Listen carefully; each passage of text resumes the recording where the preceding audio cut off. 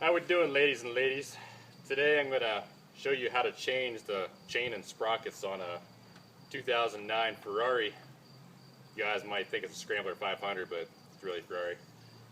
Tools you may need is a 1 1/8" socket, 9/16 wrench, a set of snap ring pliers.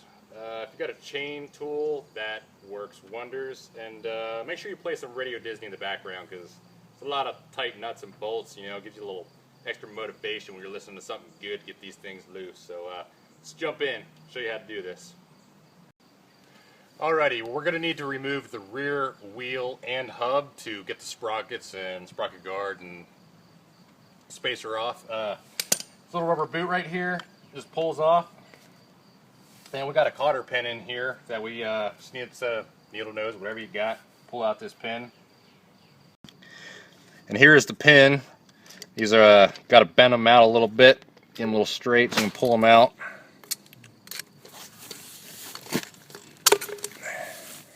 There's the pin there. Next is when the 1 1/8" socket comes in. It's an 1 1/8" castle nut.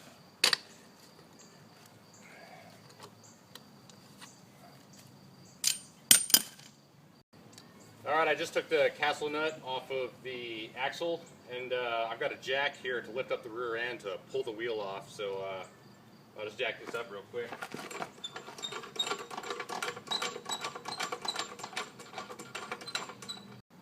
Alrighty, so we just gotta wiggle the tire off.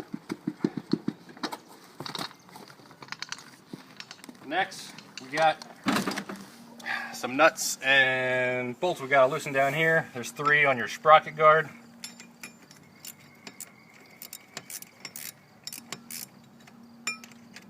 Put your wrench on the right way.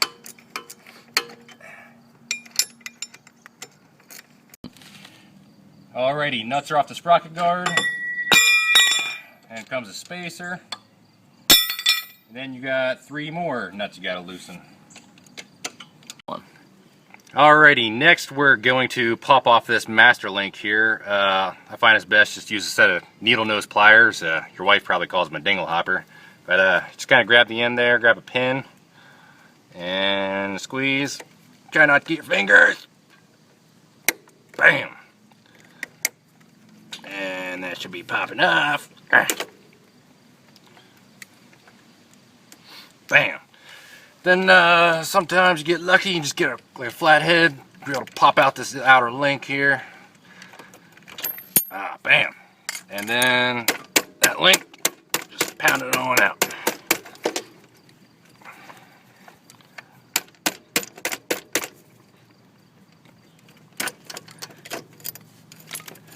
Just pull your chain out. Oh, I think we got a shark. Next, we're going to be taking off the front sprocket. This is where a set of snap ring pliers with a 45-degree bend on the end really helps out a lot. Come in, I'll show you how much this can suck. Right here you see you got the 2 holes in the snap ring. So you just place your tool inside these holes, squeeze, pop off the ring, sprocket slides right off. If you haven't already taken your rear sprocket off, go ahead and wiggle that boy off. I got my set of sprockets and chains from Little Caesars. When you're getting a chain, make sure you get an O-ring or an X-ring chain. Don't get a non-O-ring. The non-O-rings, they cause a lot of friction. Your chain gets so much hotter, they stretch so much more and easier and get weaker. So get an O-ring or an X-ring chain. Alright, next we put on the new sprocket and tighten down the 3 nuts. And installation is just the same as removal: sprocket, spacer, and the guard.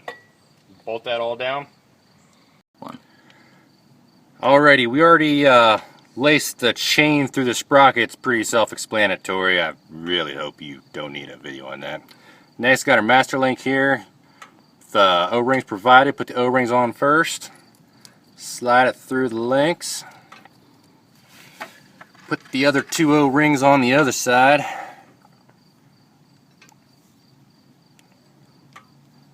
Easier said than done. You got your side plate here. Sometimes you need a chain tool to press these on. Sometimes you just press them on like, oh man, look at those Arnold Schwarzenegger fingers. Next you got your master link. Make sure that they face like this, not the other way around, because there has been some cases where sticks and rocks hit your master link and fly off, so make sure they point like this. Squeeze her on. Bam! Finger's still intact. Got it. Alrighty, next we just gotta throw the tire back on.